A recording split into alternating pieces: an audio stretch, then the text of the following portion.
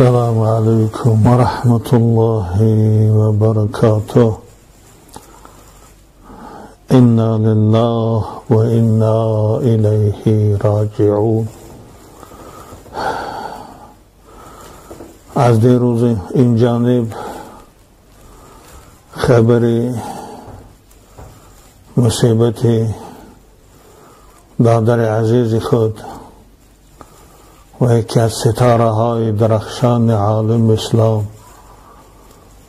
فرزند نور چشم مولانا محمدی که برای ما هم استاد بشن هم پدر،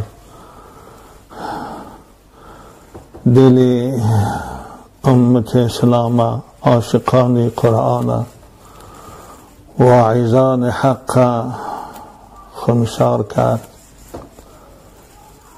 خبر این مصیبت چشمها را پر از آب دیده کرد و دلها را پر از خون، زیرا مرگ تیر نشان رسه دارد که کسی از او رهایی نمی‌یابد. اما جای تأسف اینجاست که این برادر عزیز ما مولوی در سن جوانی، در سن شکوفایی، در سنی که خدمت اسلام باید میکرد و خوشنودی خدا را به دست حاصل می آورد، در وقتی که امت اسلام خصوصا جوانا احتیاج به زبان شیرین و به صحبت خوب و گویا اینها داشتند، این دنیا را پدرود گفت و با قضای الهی و مقام عالی شهادت رسید.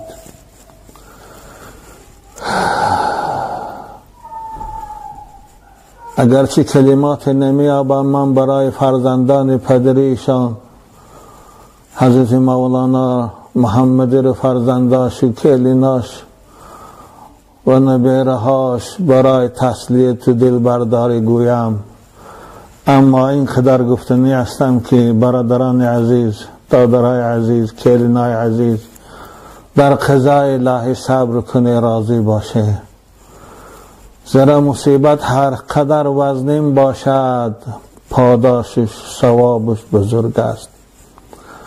وقتی که برای ما مصیبت گران وزنین، چی در فرزند، چی در برادر، چی در خاندان برسد، ما باید مصیبت وزنین اصحاب پیغمبر بزرگوار را پیش رو بیاریم که چگونها در مصیبت رسول اکرم صبر کردند و خودشان نگاه به دست گرفتن، نگاه داشتن و انا لله و انا الیه راجعون گفتن.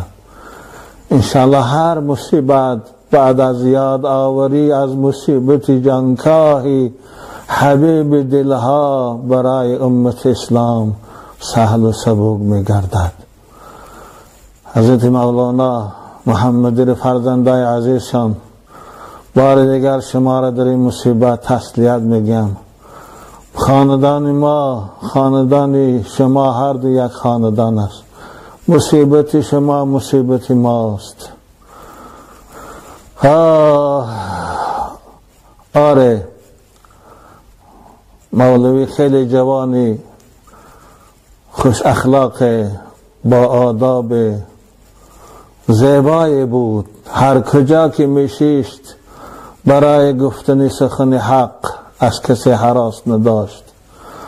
به خاطر سخن حق بود، برای خاطر دعوت بود، برای خاطر رسانیدن کلام خدا به بندگانش بود، برای خاطر راهنمایی جوانا بود که از این وطن خودش هجرت کرد رفت به دیار قرقیزستان تا در اونجا گمراهان هدایت کنه، تشنه لبان سیراب کنه.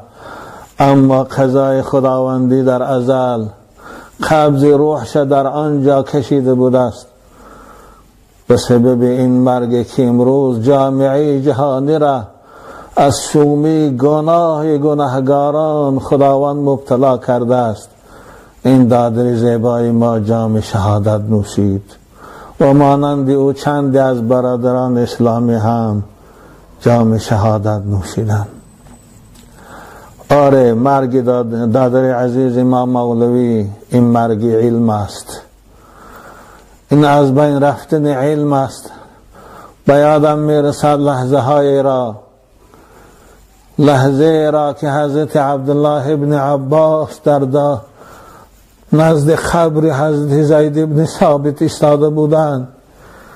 جسم حضرت زید ابن ثابت در لحد میگذاشتن، حضرت دراز میکردن جسد بیجان زید ابن ثابت.